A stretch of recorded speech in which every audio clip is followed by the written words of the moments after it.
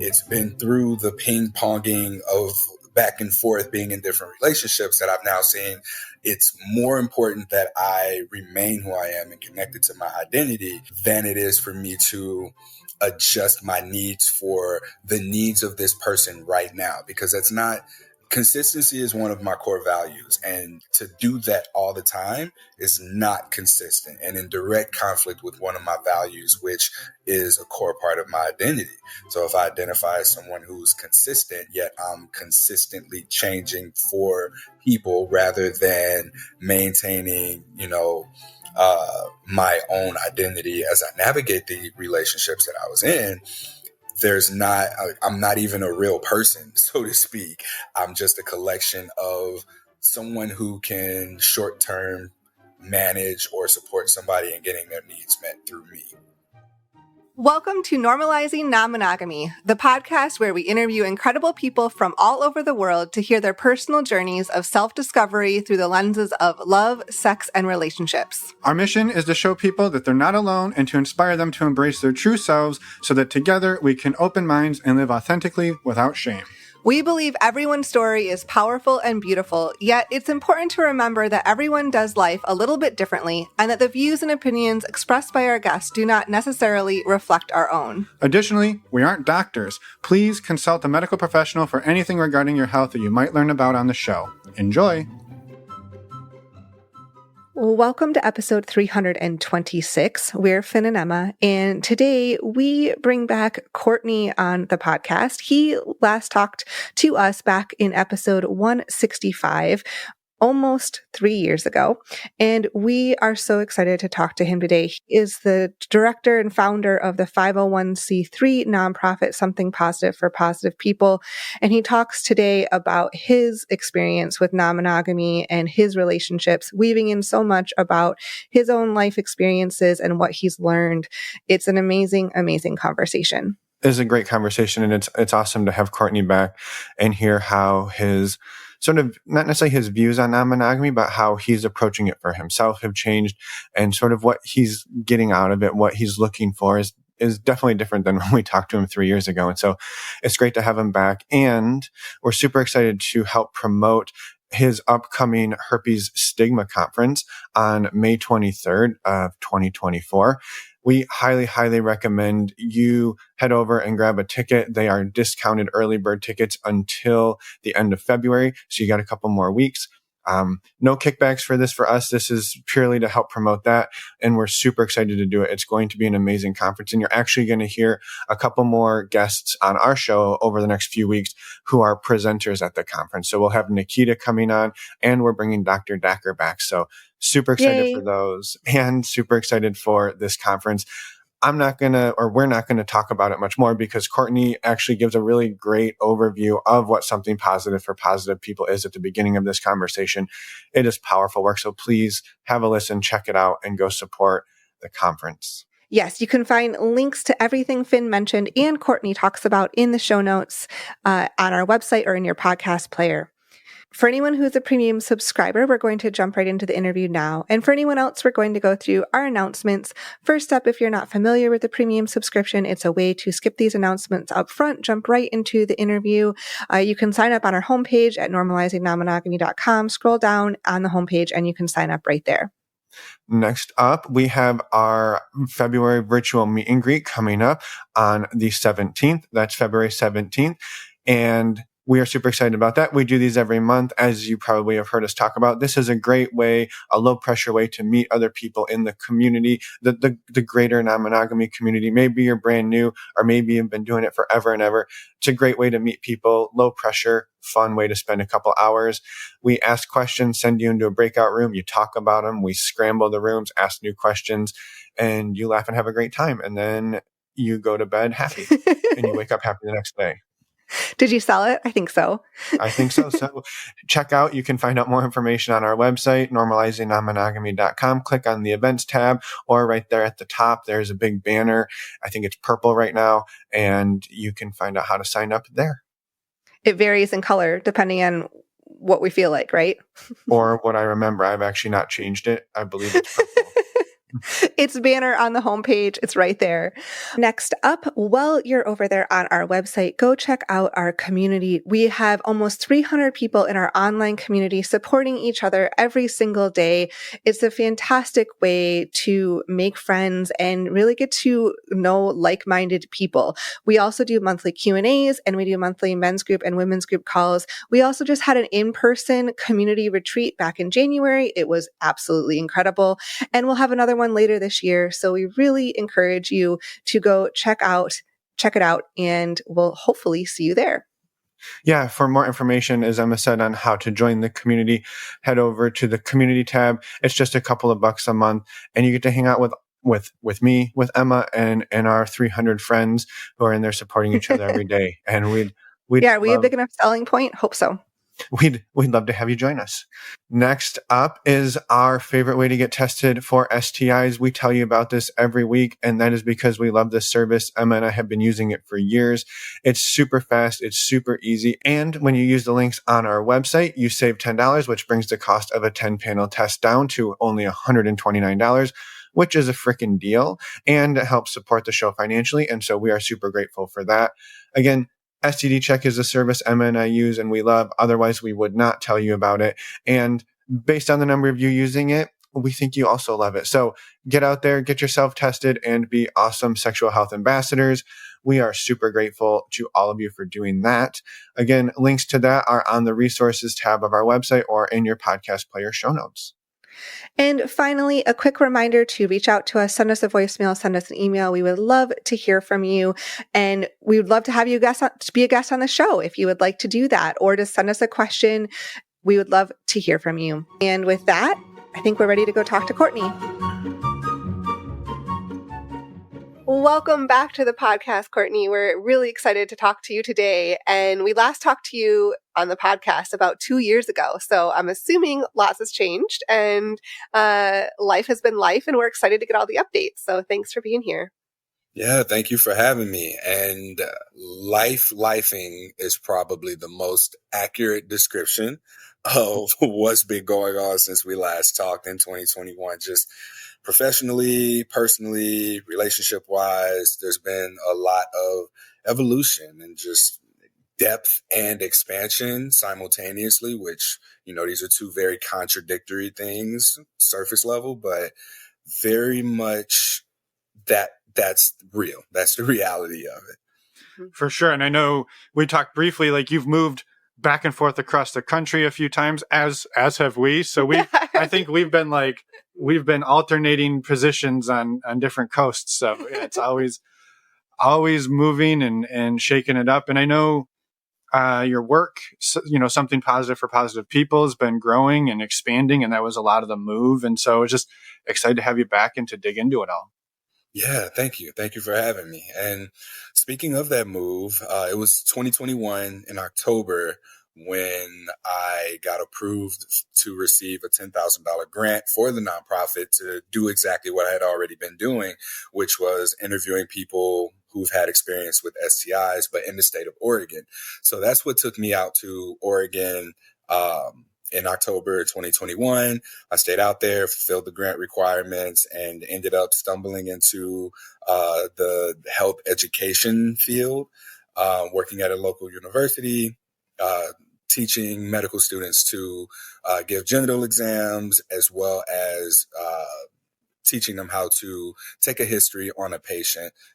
So those jobs have kept me in Oregon a little bit longer as well. And it's made it really a pleasurable and pleasant experience out there the entire time, being able to support myself through that work and also have the experience that came with doing that work, or that comes with doing that work, and then being able to integrate that into my work at Something Positive for Positive People. Yeah. It's amazing. And I know our typical trajectory is we have people share their stories, and you've done this before. This isn't our first time talking, but I think maybe right up front here is a great place to set the framework for your work. For anybody who's not familiar, what is Something Positive for Positive People? What was the inspiration behind it? And what is it like morphed into today? And then we'll get into your personal, like what's been going on for Courtney's personal life. It is so interesting answering that question now compared to having to figure it out over the last 6-7 years. Yeah. But for the last 7 years, I've been doing a thing under the name of Something Positive for Positive People. In 2017, it began as me just interviewing people with herpes about their experiences, from the point of receiving the diagnosis to the point of disclosure, and really hearing from them about what it means to navigate herpes stigma. And that started because I found that there were people who, after their herpes diagnosis, wanted to end their lives. And so I got into some support groups and asked if there were people who were willing to share their experiences, just to give these people who might be struggling with their mental health a place where they can just learn how to go forward through this diagnosis and hear from other people who've made it past that point of the negative thoughts, the depression, the anxiety, and give them like practical things that other people have done to navigate those challenges through their herpes diagnosis. So that was what it was in 2017. And over those interviews, over those first 2 years, what I've learned is that there's a very strong interconnectedness between sexual health and mental health. And when I started to see that, I thought, maybe it would be a good idea to pay for people to get therapy if they're struggling with stigma, if they're struggling with their mental health. And so I started the process of becoming a 501c3 nonprofit, which, yay, we got approved in 2019. And that was what we were doing. We were raising money to pay for people to get therapy, as well as continue our advocacy efforts for just offering support to people with herpes. And the more of these interviews that I've done now, going into 2024, what I've also learned is that sex education and STD prevention really can use a little bit of an adjustment to incorporate a lot of the lived experiences that people have had after an STI diagnosis. And I advocate to integrate those communication skills and lessons from the people that I've interviewed into sex education and STD prevention to support those efforts through the Something Positive for Positive People intervention program.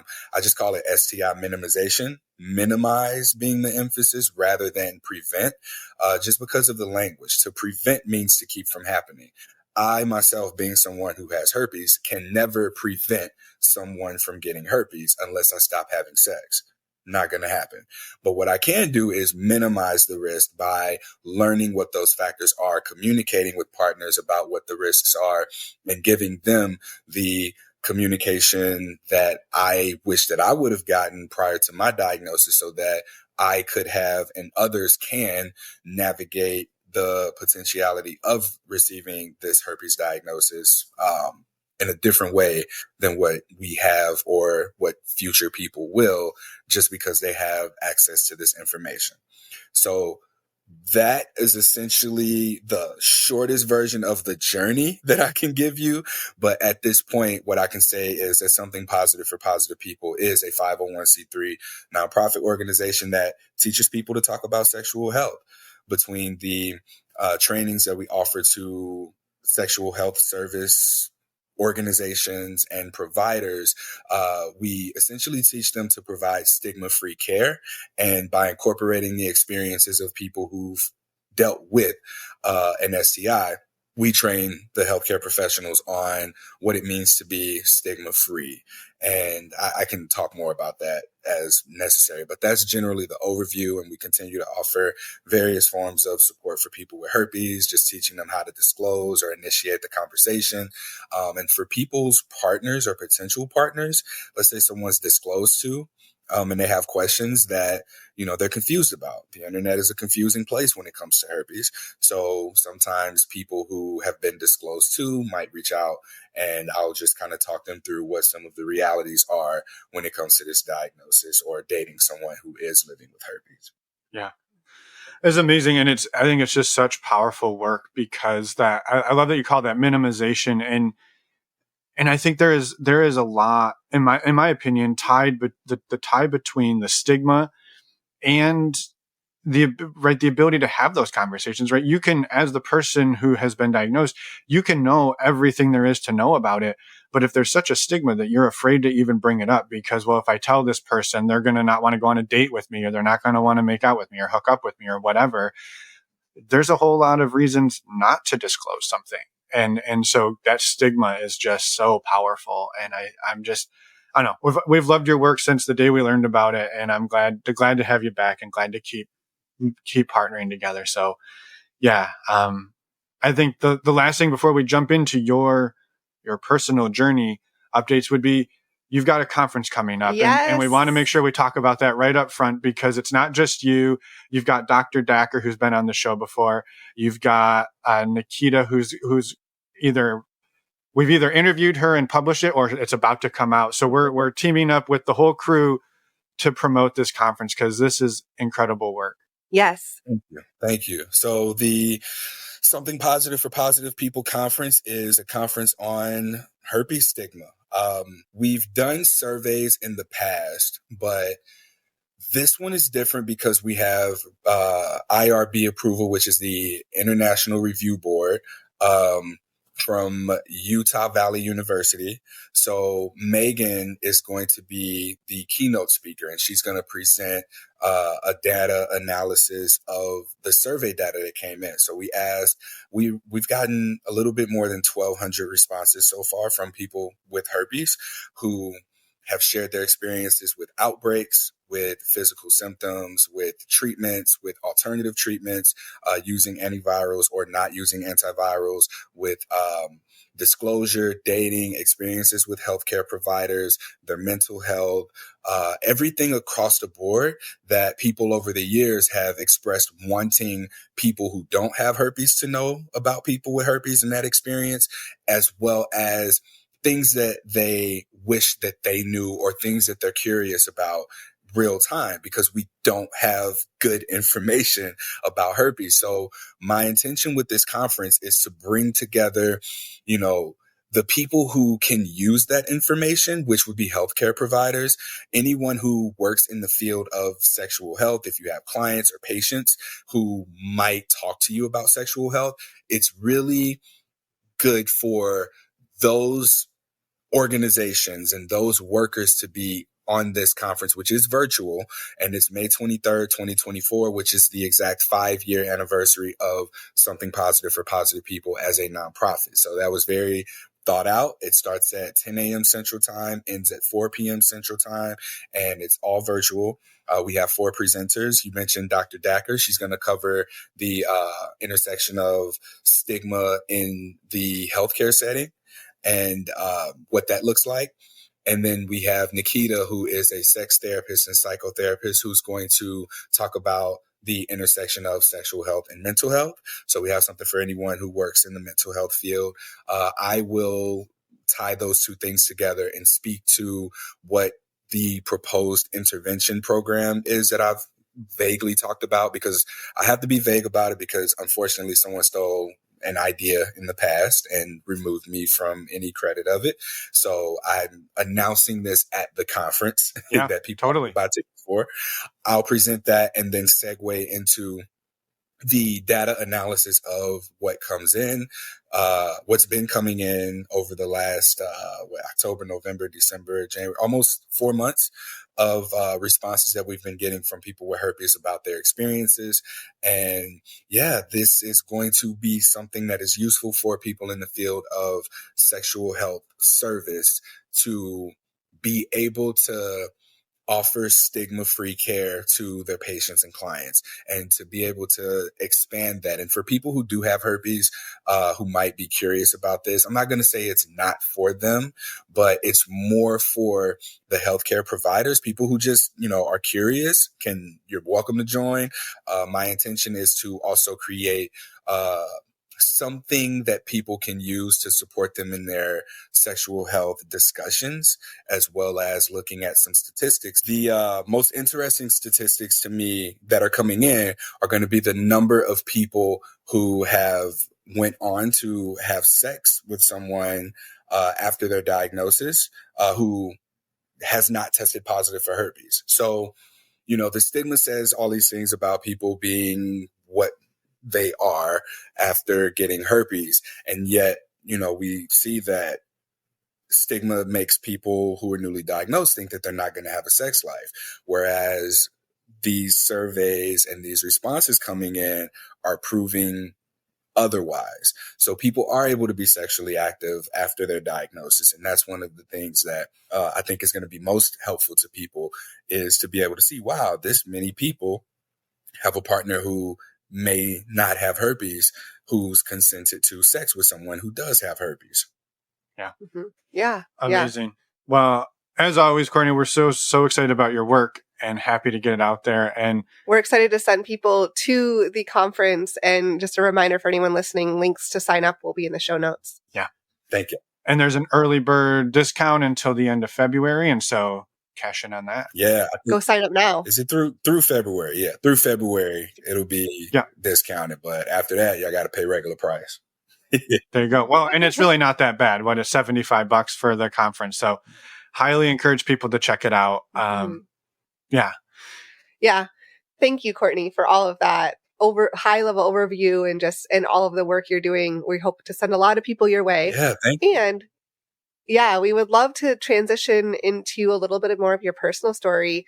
And I'm sure your work kind of interweaves in all of this too. So feel free to touch on that for sure. But maybe a good place to start would be just, if anyone hasn't listened to your previous episode, just a high level overview of what kind of your relationship trajectory has been. And then we can dive in more to the last few years.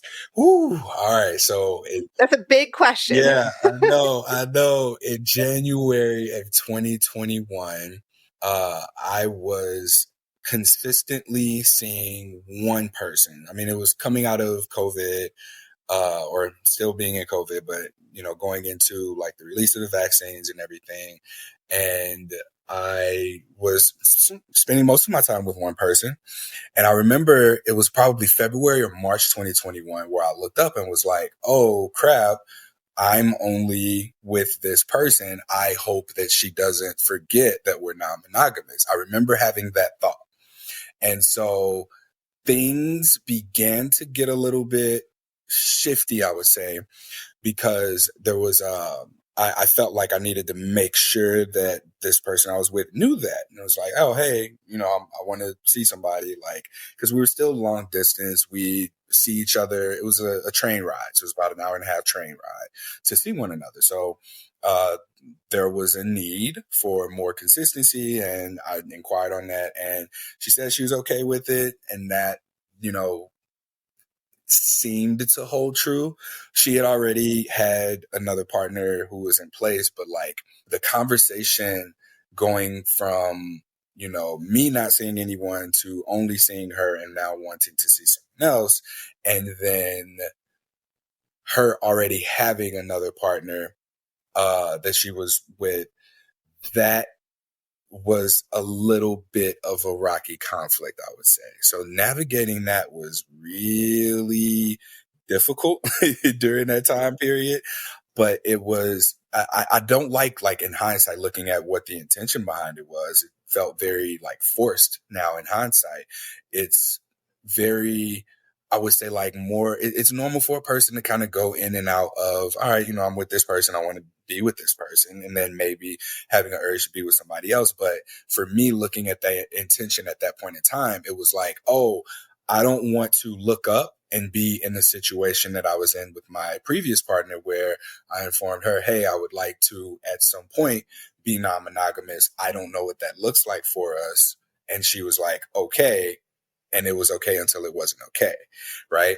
And so I didn't want to have that happen again. So for me, I took this action rather than just having a conversation and being like, hey, here's how I feel. Right. I decided to do this thing rather than communicate where the intention was coming from or what the desire was, whether that had been, hey, I want more intimacy, or, hey, I want to ensure that we're on the same page about non-monogamy. So I think I might have just needed a check-in rather than for me to outsource someone to come in and be like, hey, this is real.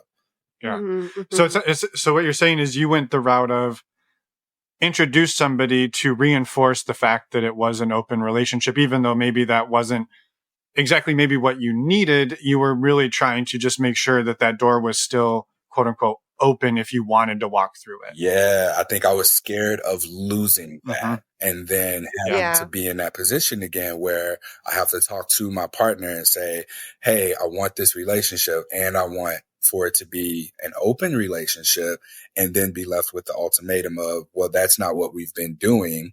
Yeah. You either have an open relationship with somebody else or you be with me.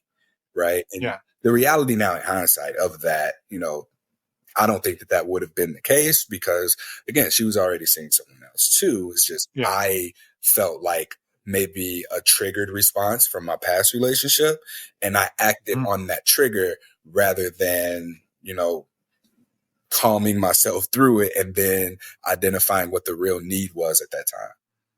Yeah.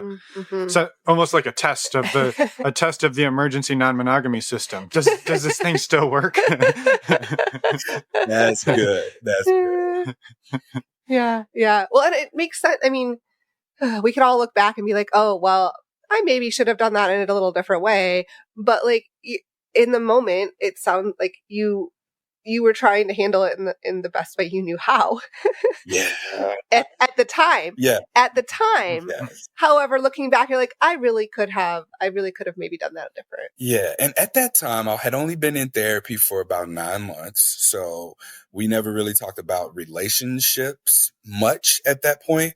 So, I didn't have a lot of communication skills or tools to support me through like that conflict is that the conflict that I created.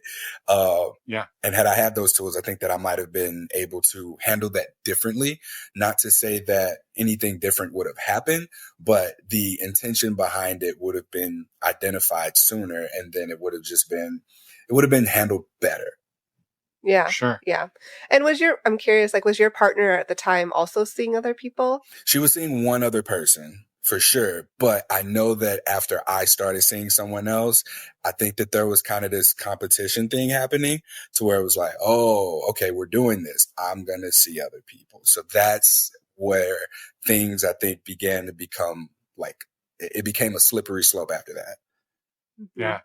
Well, and I'm curious where that took you to, but I think too, I just want to point out there's an interesting piece here that I find around the idea that if we aren't actively with multiple partners, that it's so easy to feel like that, whether it's an identity or just relationship agreement and style, almost disappears. And it sounds like you were in that place of like, well, look, we're still open. I still want these opportunities, but maybe it's been months or years of being quote unquote monogamous by practice, but the mentality and the relationship style isn't, but it almost gets lost, and you don't want it to get lost. And you don't want it to just get absorbed. And so it's like that balance of how do we not assume monogamy when we're non-monogamous, but in monogamous acting relationships? It's really an interesting needle to thread, in my opinion. Yeah, it is.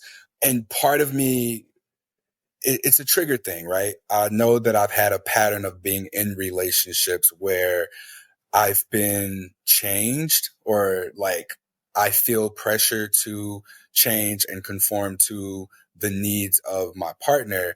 And it's been through the ping ponging of back and forth being in different relationships that I've now seen it's more important that I remain who I am and connected to my identity than it is for me to adjust my needs for the needs of this person right now, because that's not.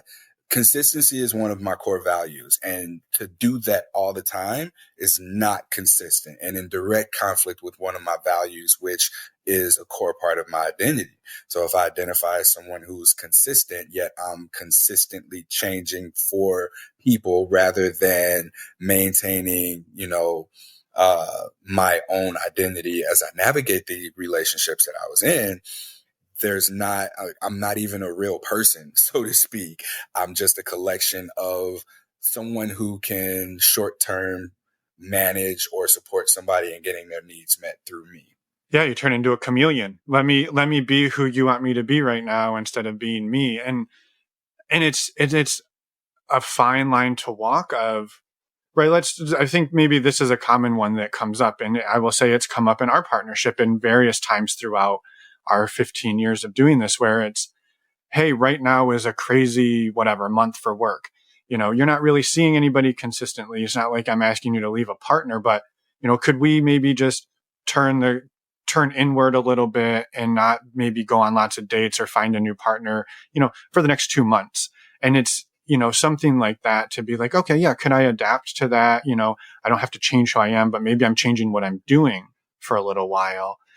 But that is a slippery slope to then like, well, maybe 1 more month, maybe 2 more months. And then pretty soon you're like, wait a minute, what happened here? And so I think you want to be supportive of your partners and what their needs are without losing who Courtney is and all of that. Yeah. And that's happened enough times for me to recognize it enough to be able to go, okay, like I'm feeling this thing happen. And another thing that I've noticed is that it's happened with mostly monogamous people. Like I'll have that conversation very early. Hey, I'm not monogamous. And I've never really known what that looks like to be able to communicate more than I have sex with other people, right? Whether in a relationship or not. And I communicate with you about it. Like I don't want to hide anything. And I'll find myself meeting people who people are attracted to vulnerability. They're attracted to authenticity and just like transparency.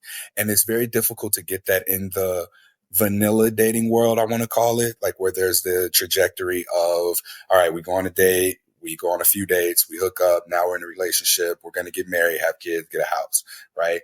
So the people who may meet me and have that as their norm, what I've experienced is that sometimes I'm the first person to have ever said like, all right, hey, I see other people. This is what that looks like. And they're like, okay, I could do that. I could try that. And I've ended up in relationships like that where people were okay with it until it became real. And I recognized that part of me adapting my behavior was, all right, I need to make sure that it's okay with this person. So I'm going to let them know that I'm going to see someone else and see how they respond. And it was just like a lot of testing to see if this relationship was real or if they were actually okay with it. And what I found is that, oftentimes if you have to ask that question, then it's probably not. And I've not just observed it and walked away. It's been, all right, I noticed this, are you actually okay with this? Are you actually okay with me seeing this other partner, and letting it be more of a conversation? And I think even if they're not okay with it, I think that the conversation makes all parties involved feel safer to be able to talk about what is creating the discomfort or the conflict or whatever friction that there might be coming up as a result of, me having this fear that I'm going to be boxed into someone's boyfriend who's only their boyfriend and can only do things with them. And I'm going to start getting in trouble for things that people in monogamous relationships get in trouble for, like looking at the waitress too long. So those have been, some of the experiences that I've had. It's just the worst ones for me have been, being in non-monogamous relationships or connections with people who might not actually be non-monogamous. Mm-hmm. Mm-hmm, mm-hmm. Yeah. And that place then of you say, okay, technically this is okay by the rules that we've established, but I'm going to ask anyway. And then you ask and it's hard. It's a big deal. And then it goes into that place then, I'm guessing, of, well, then maybe I shouldn't do it because it's going to be hard. And then it's easy to start giving up yourself. And then you find yourself back on that maybe monogamous relationship escalator that there's nothing wrong with if that's the ride you signed up for at the beginning, but you both signed up for a different ride and then wind up on this other one. And it's a tricky dance to do because you don't want to hurt people. And, they think just like, and there's nothing wrong with being like, oh yeah, I could totally do that, until you're like, oh shit, you actually want to go out on a date. Like, I didn't think that was a real thing. And then it's a whole new game. Yeah. And then even like talking through those details, because what non-monogamy is this big sphere of possible things, right? That's just not monogamous, right? And that's what it's been in my brain. It's like, okay, not monogamous. So what monogamous people do, we're not doing, right? When it comes to the relationship thing.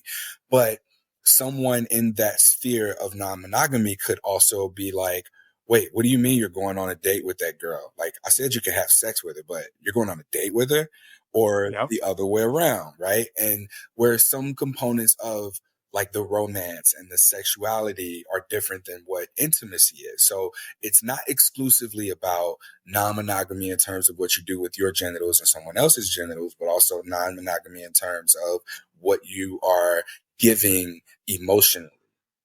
Yep. Mm-hmm. Totally. Yeah. Which I think is a great lead into a question, I think. And it's the sort of the question I think that should get asked a lot at the start of a relationship, but throwing it to you is like, you say you're not monogamous. What is your sort of ideal version of what that would look like in practice? That's changed so often because I recognize that probably up until September of this year, it just looked like me being able to do whatever I wanted to do. And like just full transparency, that's what that means. Like I'm not checking in. I don't have to check in with anybody, but I will, just out of respect. Like, hey, all right, I'm hooking up with this person. Here's what our boundaries are. We wear barriers, or if we choose not to, we get tested before, no other, new partners in between that. And that's how I roll. Like those were essentially what the boundaries have been up until I would say September. And I had a very interesting experience, or a few, but the main one that I'll focus on is having gone to Sex Down South. It's a conference that is put on an annual basis. And at this conference, this is probably my first like sex conference that centered Black people as well, to see like myself reflected in this setting where it was more like kink and BDSM. There were different workshops, and in these settings, there was a particular workshop that I went to, and the title of it, the facilitator, her name's Mango Love, Mango LUV. I can't remember if there was an underscore in between or not, but on Instagram, her workshop was called Worshiping a Black Man's Body. And in this workshop, there were like 7 Black men, and everybody else it was women. And she made us do this thing where we had to stand up in the middle of the room, and everyone, like there were roses on the table. So everyone had to get up, walk up, give us a rose, give us a compliment, give us a hug. We sat back down. She asked us how it was. And all 7 of us were like fucking weird. It was very uncomfortable. And we talked through that. And so the turning point for me in probably life and relationships, there's always going to be more, but was seeing myself in these other 6 Black men who were there, who also expressed discomfort with receiving. And for us to receive without having to give or not feeling taken from. And I think leaving that experience, I was constantly having like this thought of, why is it so uncomfortable for me to receive? And that was just without me even asking for anything, which led to, what do I really want? What do I want? What am I asking for? Is it okay for me to ask for things?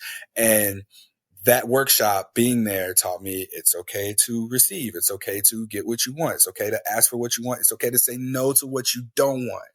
And leaving that space, I think I realized that what I wanted was more intimacy, more so than just sex, which to me, the non-monogamy was often about sex. It wasn't about intimacy, where, the more partners that I've had, or the more sexual experiences that I had, still left me with wanting something to hold on to, because I became really comfortable at saying, hey, this is all I want. This is all I want. But in therapy, we came up with this. We were like, I ask for sex, or I want intimacy, but I'll settle for sex. That was what we came up with. And it's like, if I'm extending these invitations for connectedness and vulnerability, and people are like, oh, I don't really want that. Can we just have sex? I'm like, all right. And I had to learn, like, just because somebody fuck you don't mean they like you. That is a thing that I've learned.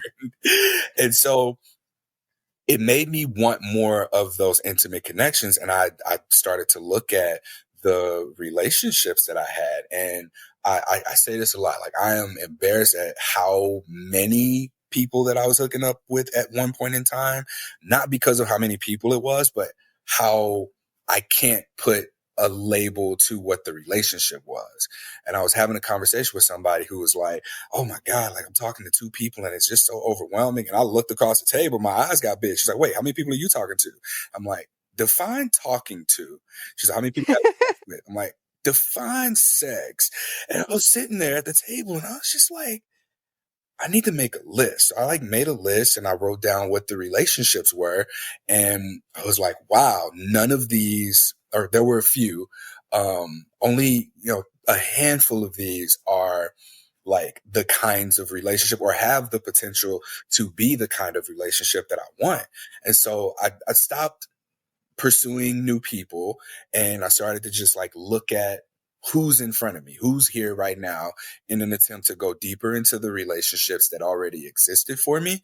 And it's been interesting because, like, in setting that intention, a lot of people just kind of fell to the wayside. Some people got into relationships. Some people just stopped communicating. Some people had other things going on. Some people kind of came out of nowhere and like wanted to reconnect, but I was able to say no because my intention for, having that intimate relationship that had, some type of longevity to it, became more of a priority. And through that process, I would say I found, that. And I've also had a couple of other partners there who fit the mold for being able to give me that intimacy that I have liked.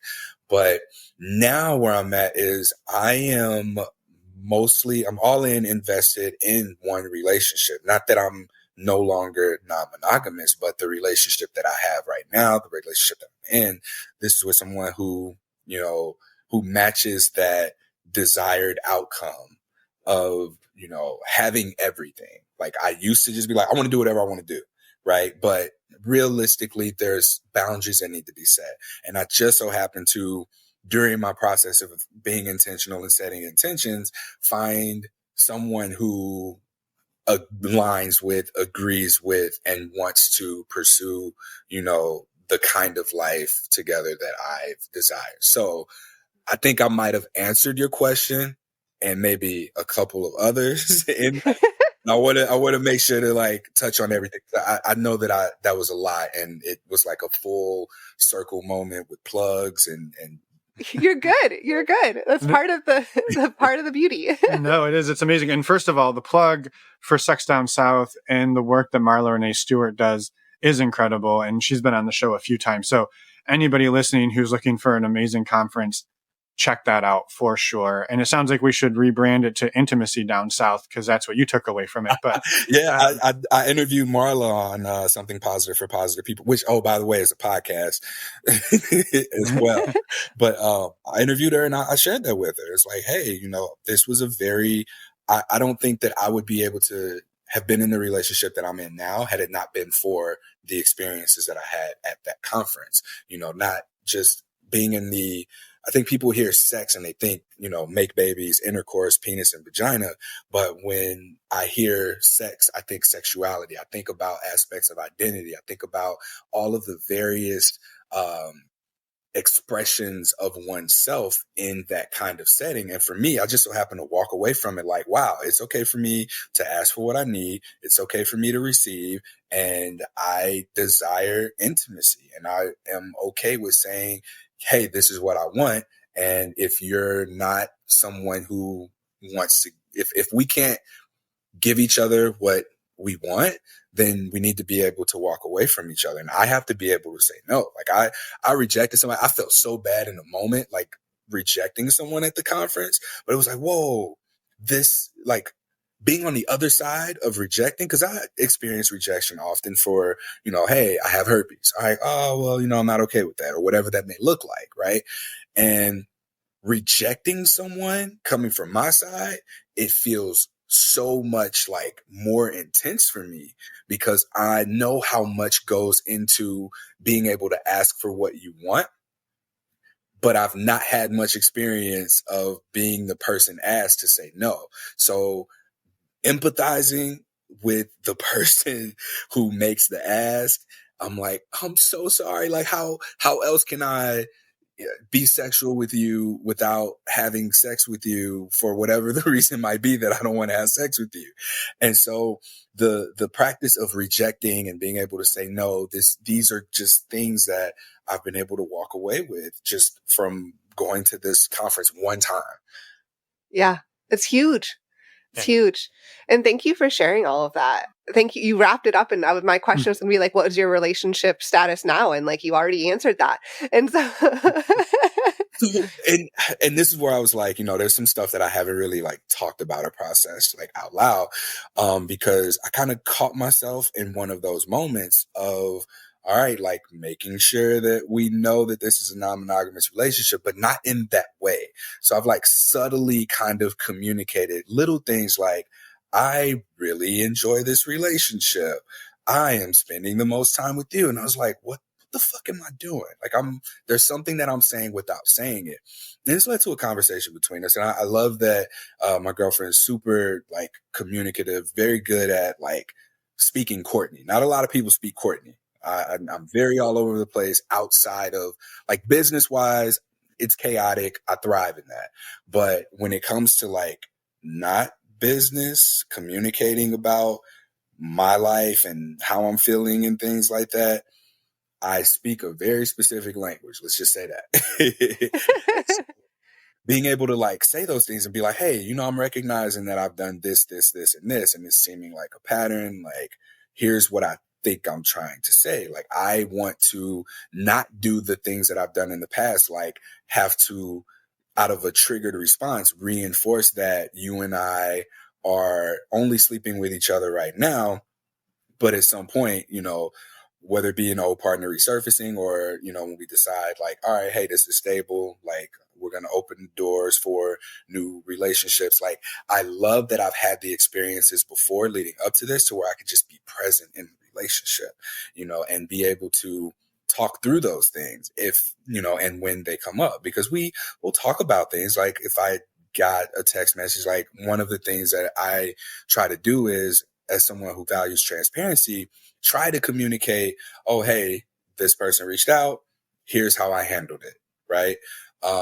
If it's someone that I am interested in or not interested in, like I'll share the genuine sentiments of that because I've not always gotten it right. And in fact, like I've, being able to manage conflict is a very big tell of what a healthy relationship will be or look like. And we've had a couple of conflicts already. And in those conflicts, it's been handled, I would say, like more maturely rather than me, because I'm a very historically avoidant person. And it'll be like, oh, this is over. I'm out. Peace out. I'm gone. Like, all right, there's no recovering from this. And I've really had to struggle with, when you know that you do a thing in an extreme, the best way to like recalibrate is to do the other thing in extreme. So like be really close. And that just made me like a fake anxious, if you will. So trying to be really close or be like, hey, I'm here. I'm not going anywhere. Like I've had these extremes throughout my relationship history.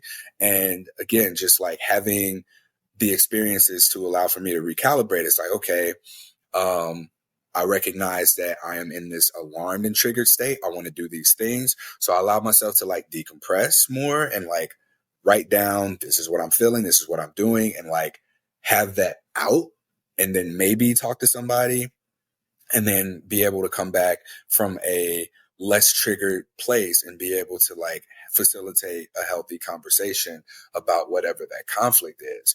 And I think that this is something that I've learned from having several relationships, because conflict looks so different between so many different people, and the way that people communicate or the way that they navigate the conflict it's so many different ways. Some people do need space. Some people do need closeness.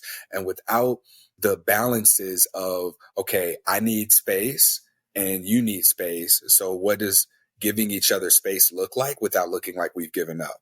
Or if I need space and you need closeness, what does it look like for me not to feel pushed away by or feel smothered by you, or for you to feel rejected by me, right? Or if, any of these things were to express themselves in a different way, there are a number of different ways to manage it. And all of them really just revolve around knowing where you stand and being able to be present with yourself and know, okay, I'm triggered right now. Like, what do I need to calm this down so that we can actually converse and get to the root of what's going on and decide how we're going to move forward with this.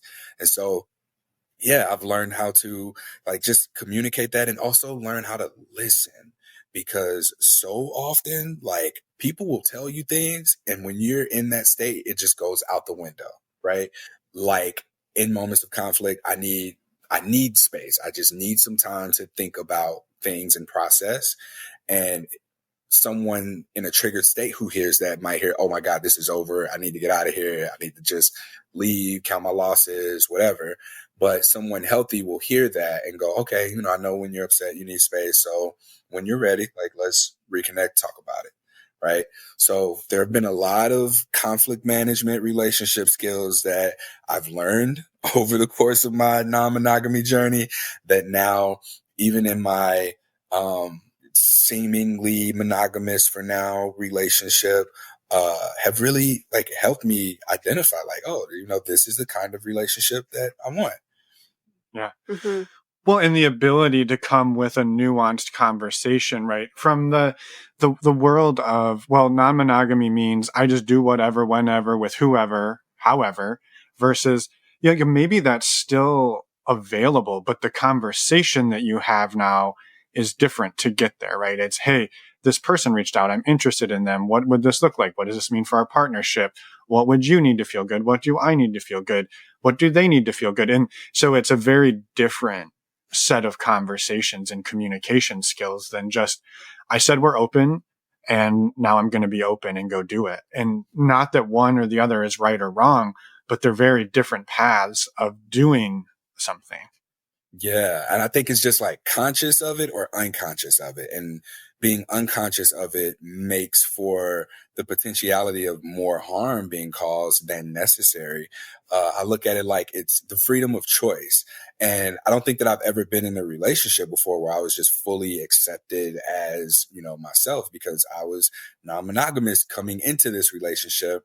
And rather than having to turn it on, it's more like the opposite thing has happened where I'm turning it off, because at the time I was recalibrating my relationships, because I had all these relationships that didn't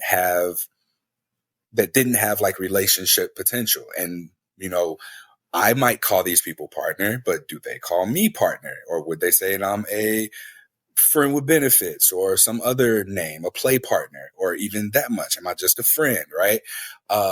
So having to, really sit with that and think about that, it's been, okay, well, these aren't what my priorities are at this point in time. My priority is going to be these relationships where there is that reciprocity of intimacy and emotional connection, and people who are looking out for each other and care about, what I got going on, and I care about what they got going on. And some of that intimacy I'm heterosexual, but that intimacy doesn't imply sexual, right?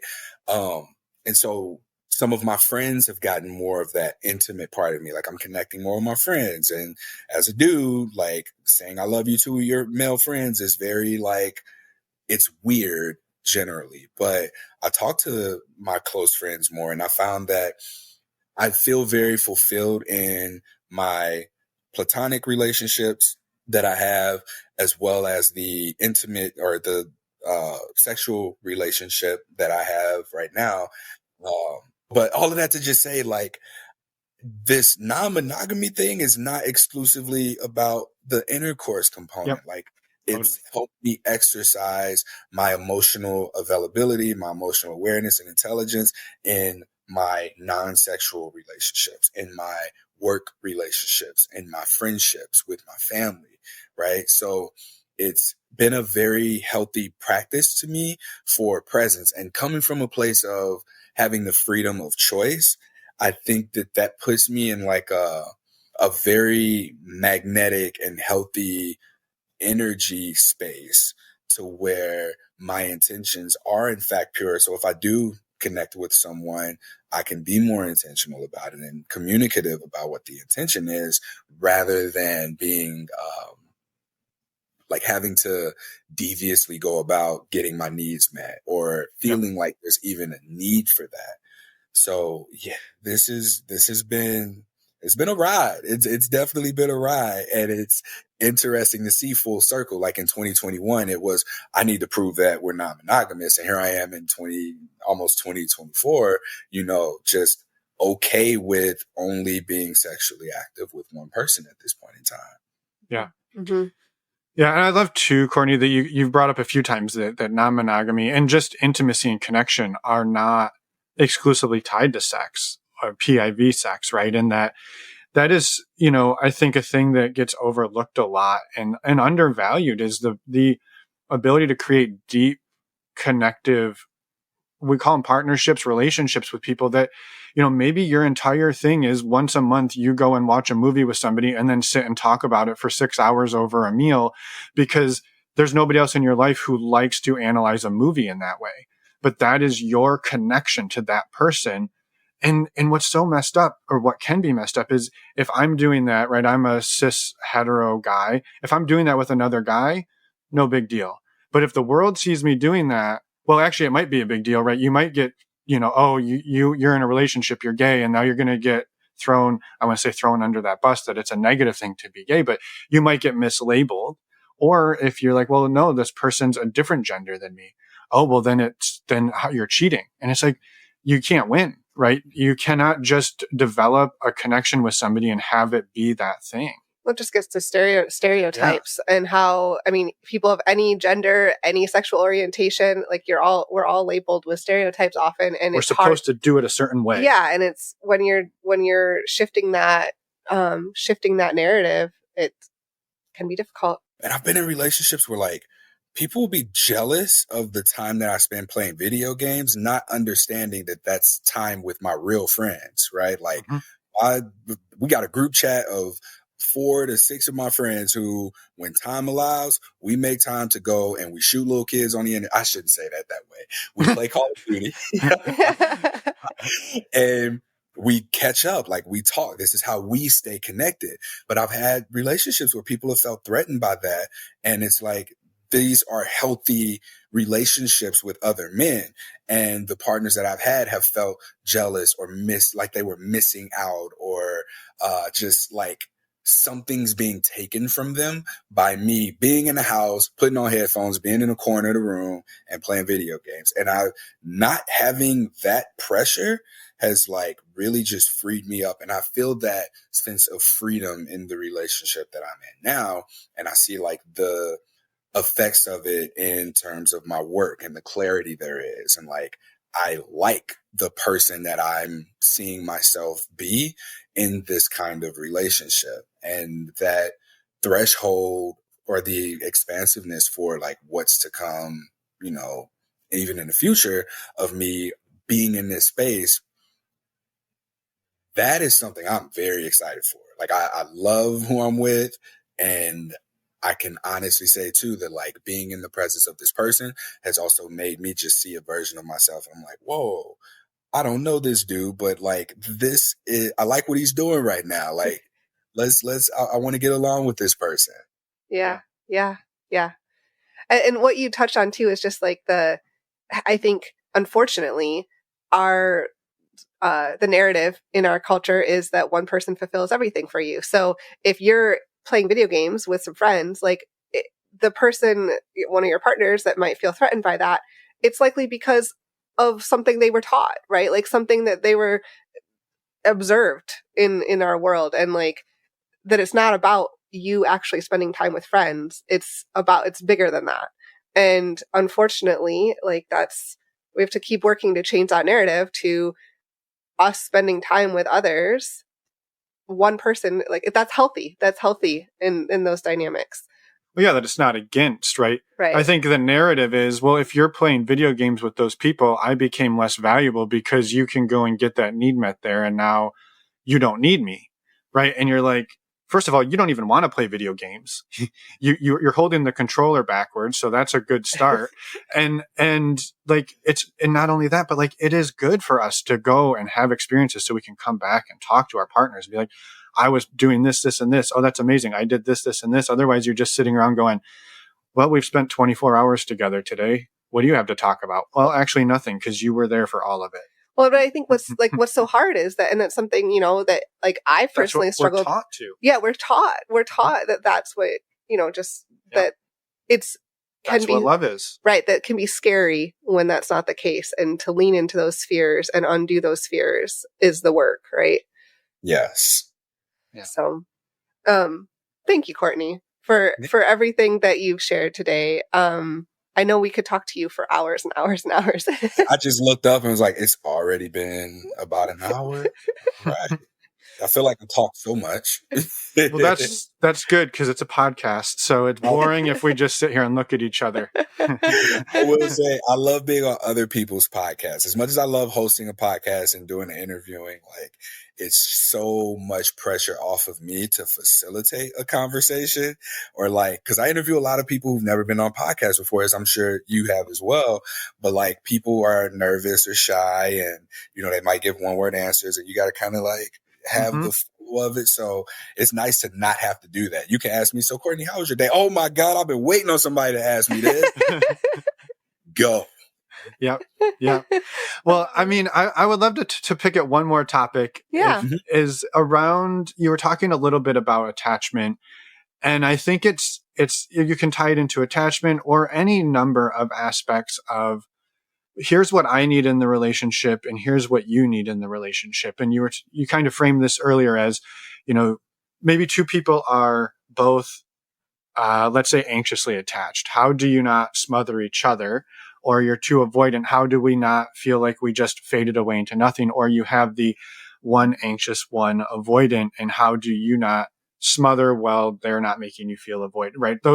All of those balances. And I think in that there's this interesting, thing that I have been thinking about over the last few months around, and not that you can really quantify, like this is a level 50 challenge for me. But if you look at it and you can say, well, on a scale of 1 to 100, you leaving the room in the middle of a fight, right? Saying, I need to take a break because this isn't going well. I need to step out and recollect myself.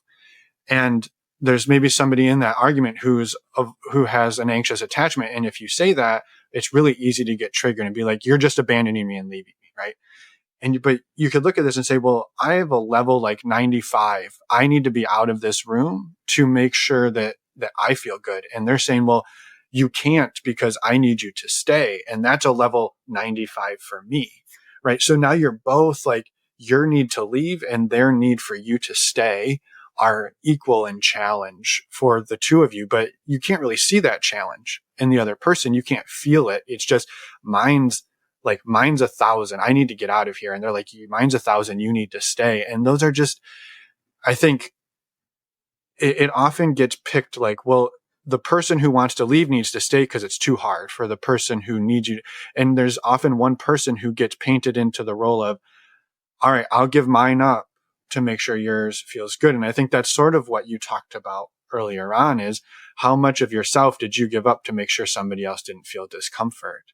And I didn't know that it was an exact question. It's just sort of the thought around tying all of those together in how do we find balance between what you need and what I need in this dynamic, and that they may be opposed. Yeah. And that's just, it's really hard. So you made me think about this. So what things do you have? So I'll say this sometimes, like what we have is what we want, because we wouldn't continue to have the thing if we didn't want the thing, right?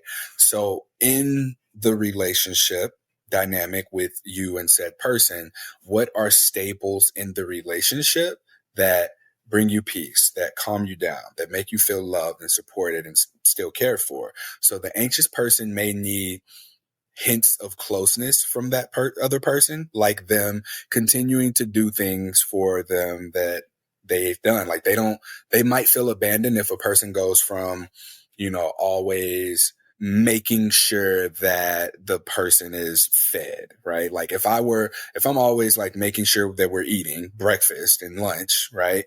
And I'll pack your lunch for work, right? If I stop doing that, that's like a hint of abandonment. So to let you know that this relationship is still a relationship and I just need space, I'm going to continue to do those things for you. As someone who might be avoidant and like still wanting, like the way I see it with my avoidance is I'm leaving. I need to know that you don't want me to leave. So a way for you to show me that would be just to touch me, like give me touch to show me that you're still invested and I need to stay. That's what comes to mind for me immediately. So if the avoidant person can continue to show the person who might be anxious that they're not leaving, and that the anxious person can show the avoidant person like, hey, I'm not going to smother you, but you don't need to leave. Here's how I'm going to demonstrate that. So maybe like lighter, softer touch, little things like maybe grooming or just in passing, just like a touch on the shoulder. And that's like a real experience for me. That's worked for me, but you have to know that, going in, that these are things that both of you need in the relationship in general.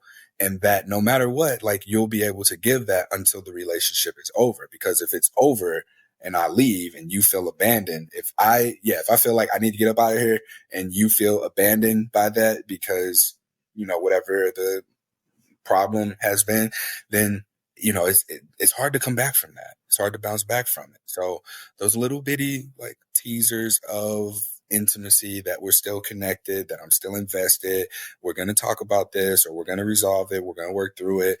That's something that has worked for me. Yeah. No, I love that. And I think, we got into this on the attachment thread, but I think it maps to just about anything where I think what happens is, again, back to the attachment, right? The idea is, well, you just can't leave. And it's like, well, that's not a solution, right? If I'm feeling something or this isn't a good place to be because one or the other of us is going to get triggered, like I need to leave, right? I need to go for a walk. Maybe it needs to be a half hour, right? And so you could say, if one person's saying like, you can't leave and the other person's saying, I have to leave, it's this, okay, well, what's the middle ground, right? Is it, okay, well, if you need to leave, how about within 15 minutes, you send a text message to give me a quick update. And we have a system. We have almost like a fire drill. Like this is the process. Where do we meet in the middle to get our actual need met? Because the solution isn't you never leave or I just leave and you don't ever hear from me. There has to be somewhere that we can meet to get the core need met. And I think you just touched on it beautifully in your example as well. And I just appreciate the conversation on that. Yeah, thank y'all. Thanks for facilitating it, letting me say some stuff out loud for the first time and asking some things. And it feels good for it to have just come out so smoothly. I'm like, oh, like none of this is like triggering any big emotions for me. It feels good to actually be able to speak from a place of knowing where I am now versus figuring it out in the past. Like, okay, well, where am I going? What am I doing? And it did take for me to have some experiences to be able to get to this point and clearly and concisely communicate that, not just in my relationships, but also with something positive for positive people. Mm-hmm. Yeah. Mm-hmm. And the beauty and frustration of it all is you just start to figure out how to communicate it and it changes again. And then you've got to figure out how to communicate it again with the new changes. Cause that's, I think, the nature. we all grow as people. And then as we interact with different people throughout our lives, they're growing, they're changing, different people react differently to different situations. And it's a constant growth process. Yeah. Yeah. Yeah. It is. Yeah. It is. I love it. Well, thank you, Courtney. We've plugged the crap out of your work at the beginning of this, and we'll make sure to tell people in the outro how to find all the stuff again. Thank you. Go check out your podcast and sign up for the conference. And maybe you're a mega millionaire donor. Like, do that shit too. We could Listen, I would love that. So, exciting announcement. Last year, we raised $30,800 in 2022. And this year, we got a week left. We've raised $60,100. So almost a double. Yeah, we almost doubled.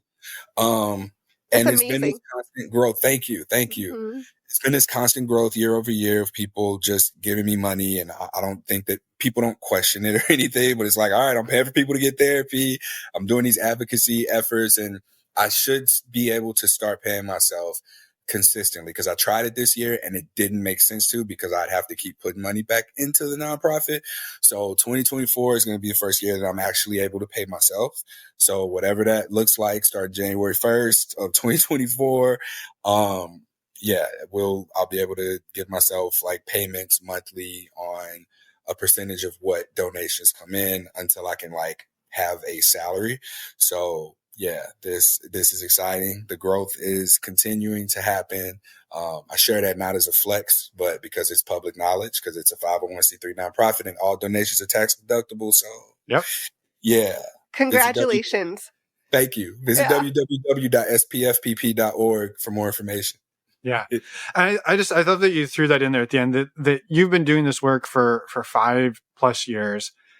And the things that when you listed out all of the places you have reached, all of the people you're working with, all of the just the reach you have, and you're doing that without getting paid, without paying yourself. And I think that is just something that people maybe miss, is you're not sitting on a yacht somewhere just sipping champagne. Like we've seen the work, we've met you for dinner, we know it's a slog and it's hard work.